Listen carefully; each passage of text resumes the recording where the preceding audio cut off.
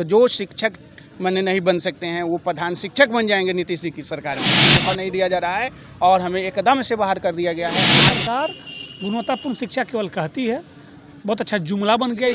सारे नेता जितने भी माने यहाँ के नेता हैं, सारे नेता का जो है सो प्राइवेट स्कूल चल रहा है। बिहार के अंदर में कोई ऐसी बहाली नहीं है जिसमें भाई भतीजावाद, पैरवी और पीछे से बैकलॉग से वैकेंसी की बात नहीं उठी हो। लेबलिंग स्कीम चलाया जा रहा है, जनता को मूर्ख बनाया जा रहा है। बिहार की सरकार चाहती है कि शिक्षक पढ़ाए नहीं, लाठियाँ ही खाएं। जो टेट कर गए हैं वे रोड पर लाठी खा रहे हैं। बिहार इन शॉर्ट्स देख रहे हैं आप, मैं हूं आपके साथ मिराज मलिक। देखिए अभी हम मौजूद हैं 10 नंबर राबड़ी आवास के बाहर। यहाँ कुछ शिक्षक लोग आए हुए हैं, आइए जानते हैं इनका पूरा मामला क्या है। क्या नाम हुआ सर आपका? जी, मार्कंडे पाठक। क्या मामला है पूरा? जी, आप जान रहे हैं कि बिहार के अंदर में 1 to 5 स्कूल के अंदर जो है प्रधान शिक्षक बहाली का नोटिफिकेशन जो है बीपीएससी की तरफ से जारी किया गया है। उसके पूर्व में जो है सरकार ने जो है अपनी नियमावली बनाई थी और उस नियमावली के आधार पर जो नोटिफिकेशन है उसके अंदर में ये प्रावधान किया गया है, जो आहर्ता रखा गया है उसके लिए एलिजिबिलिटी जो रखी गई है उसमें है कि ट्रेनिंग के बाद 8 साल की योग्यता होनी चाहिए। और सबसे आश्चर्यजनक बात है कि राइट टू एजुकेशन इस देश के अंदर में और बिहार राज्य के अंदर में भी 2010 से ही लागू है, लेकिन वहाँ पर टीईटी अनिवार्यता है शिक्षक बनने के लिए, लेकिन यहाँ पर प्रधान शिक्षक बनने के लिए टीईटी अनिवार्यता नहीं रखी गई है। तो जो शिक्षक माने नहीं बन सकते हैं वो प्रधान शिक्षक बन जाएंगे नीतीश जी की सरकार में, और जो शिक्षक बनने की आहर्ता रखते हैं, आरटी, टीईटी और एनसीटी क्वालिफाई हैं और इनकी मापदंडों को पूरा करते हैं, वो पूरे के पूरे इसकी जो अनुभव की बाध्यता है ट्रेनिंग के बाद 8 साल की, इसके तहत जो है छंट जा रहे हैं। तो हम यही इस मांग को लेकर के माननीय हाई कोर्ट में भी याचिका हम लोगों ने दायर किया था और वहाँ हाई कोर्ट ने, चीफ जस्टिस के बेंच ने, डबल बेंच ने यह निर्णय दिया था कि इनको जो है पिटिशनर को जो है परीक्षा में भाग लेने का मौका दिया जाएगा और ये बैठेंगे, इनका परीक्षा फल भी प्रकाशित होगा, लेकिन अंतिम निर्णय के आधार पर इनकी बहाली होगी। लेकिन उस निर्णय को भी साइडलाइन करके ये नोटिफिकेशन में हम लोग को मौका नहीं दिया जा रहा है और हमें एकदम से बाहर कर दिया गया है। आज हम लोग शिक्षक माननीयों के द्वार कार्यक्रम के तहत हर शिक्षक जो है अपने अपने विधानसभा के विधायक माननीय के पास जो है पहुंचे हुए हैं। इसी कड़ी में वैशाली की टीम जो है यहाँ आई हुई है नेता प्रतिपक्ष तेजस्वी यादव के यहाँ, और हम उनसे आग्रह करेंगे, निवेदन करेंगे कि ये जो बिहार के अंदर में मनमानी नियमावली बना करके विद्यालयों पर, शिक्षकों पर, छात्रों पर जो लगातार थोपा जा रहा है, इसका आप जो है सो विरोध करिए सदन के अंदर में, और सड़क पर हम आपके साथ हैं, सड़क पर हम विरोध कर ही रहे हैं। ज्वाइनिंग कब हुई थी आप लोगों की? ज्वाइनिंग हम लोगों की मैक्सिमम लोगों की 13 से शुरू हुई थी और 14 में ज़्यादातर लोग बहाल हैं। तो इस हिसाब से देखें तो डेट ऑफ ज्वाइनिंग से सबका 8 साल पूरा हो गया है अधिकांश लोगों का। कुछ साथी हमारे छूट रहे हैं, लेकिन इसमें इस ढंग से बनाया गया है इस नियमावली को, जैसे लग रहा है किसी एक पार्टिकुलर लोगों को टारगेट करके किया गया है कि इन लोगों को शामिल नहीं होने देना है। इस ढंग से की गई है। 8 साल कम नहीं होता है। बगल के राज्य यूपी में देखिए 3 साल का मांगा गया अभी प्रधान शिक्षक का। और आप वो भी छोड़ दीजिए, यूपीएससी से हम बड़े बड़े अधिकारियों की बहाली करते हैं, आप बीपीएससी से करते हैं। बीपीएससी से तो जिला शिक्षा पदाधिकारी बन जाते हैं, वो तो ना ट्रेंड होते हैं, ना कुछ है, ना कहीं हैं, और वो लोग तो पूरे शैक्षणिक गतिविधि को मॉनिटर करते हैं, सारे टीचरों के बॉस बन के आते हैं। तो उन लोगों के लिए क्या मापदंड रखा गया है क्या कि जो नॉर्मल ग्रेजुएट होते हैं वो बीपीएससी का फॉर्म भरते हैं? तो उसी आधार पे जो लोग राइट टू एजुकेशन के मानकों के हिसाब से शिक्षक बनने की अर्हता रख रहे हैं, शिक्षक हैं, उन सबको मौका देना चाहिए। लेकिन ये सरकार गुणवत्तापूर्ण शिक्षा केवल कहती है, बहुत अच्छा जुमला बन गया, इसके लिए सुंदर लगता है सुनने में, लेकिन उससे लेना देना कुछ नहीं है। वो ये लोग केवल बहुत बार शिक्षा मंत्री जी से मुलाकात हुई है, बाकी अन्य जनप्रतिनिधि लोगों से भी हम लोग मिल ही रहे, आज मिल के अपना डिमांड कर ही रहे। दूसरा ये है कि हम लोग कोर्ट में भी गए थे, जैसे अभी मार्कंडे जी ने बताया, कोर्ट से भी रिलीफ मिला हुआ है। तो जितना हम लोगों से लोकतांत्रिक ढंग से बन पड़ रहा है हम लोग कर रहे हैं।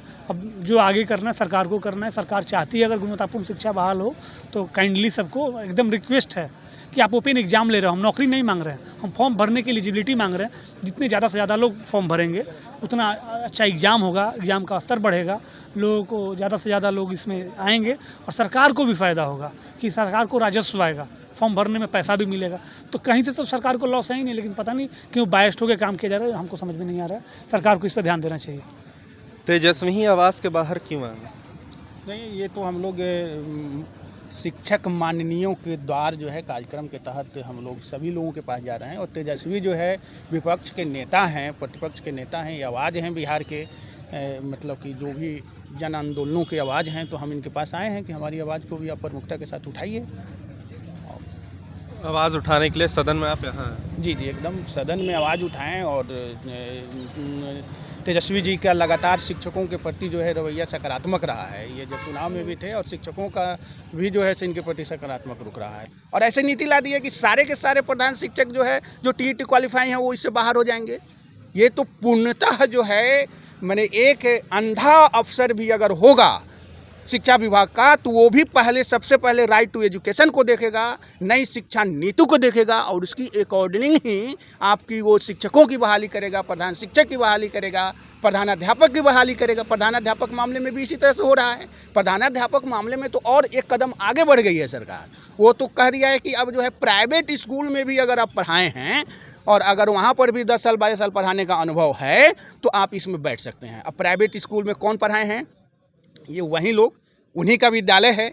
आप चले जाइए, सारे नेता जितने भी माने यहाँ के नेता हैं, सारे नेता का जो है सो प्राइवेट स्कूल चलता है। आप इसका सर्वे करा लीजिए, जांच करा लीजिए, सबके प्राइवेट स्कूल हैं और जितने उनके जो खानदान के कुल खानदान के अयोग्य लोग हैं वो उसके मैनेजमेंट देखते हैं, वही लोग उसमें पढ़ाते हैं। अब सरकार उनको हेडमास्टर बना करके सरकारी स्कूल में भेज देगी। जो शिक्षक न बन सके, जो टीईटी एसटीटी नहीं पास कर सके और वो सरकारी स्कूल के शिक्षक नहीं बन सके, अब उनको हेडमास्टर बनाया जाएगा।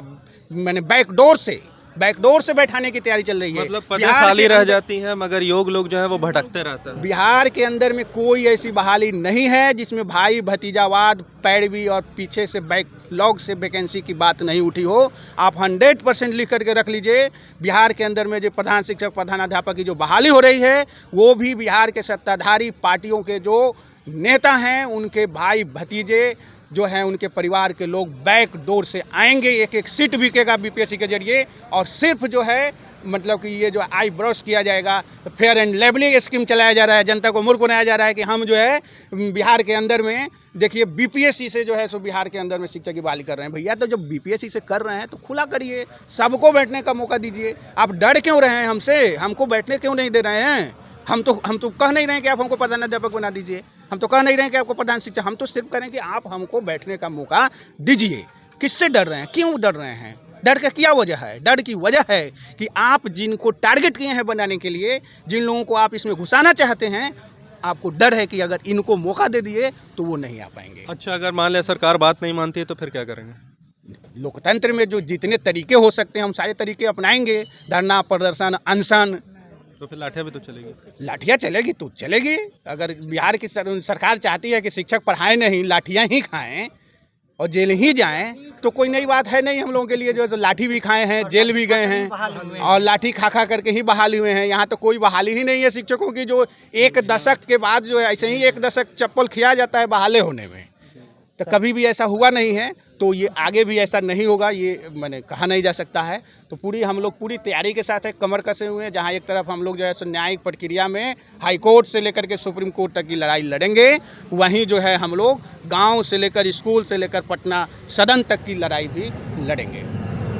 देखिए इनका साफ तो हाँ जी बोलिए। बिहार सरकार की मंशा को अगर देखना है तो 2011 में जो टीईटी की परीक्षा हुआ 43 लाख लोग इस प्रदेश में जो है बैठे, इसमें 1,22,726 लोग मात्र पास किए। आज उनमें से हमारे कई एक साथी अभी भी रोड पर हैं। हमारे बिहार में 5 लाख से अधिक सीट जो है अभी वैकेंट है। बिहार सरकार की कौन सी नीति है, कैसी नीति है? इस विद्यालय में शिक्षक नहीं है, सीट्स खाली हैं, सीट खाली है।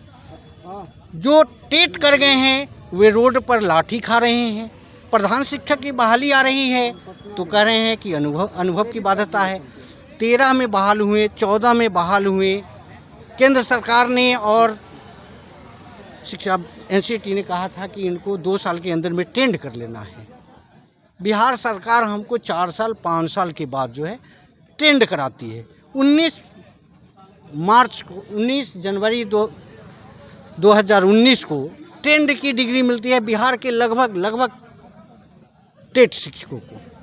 अब बताया जाए कि टेंड के दिन से अनुभव मांग रहे हैं आप, तो 13 से हम स्कूल में घास काट रहे थे, 13 से हम लोग विद्यालय में घास काट रहे थे।